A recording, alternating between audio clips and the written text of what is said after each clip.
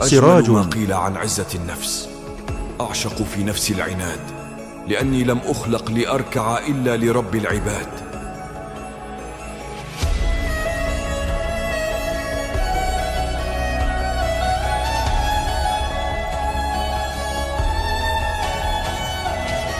أجمل ما قيل عن عزة النفس. أعشق في نفسي العناد، لأني لم أخلق لأركع إلا لرب العباد.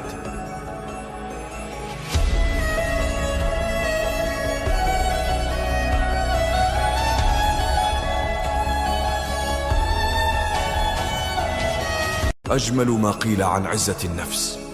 أعشق في نفسي العناد، لأني لم أخلق لأركع إلا لرب العباد.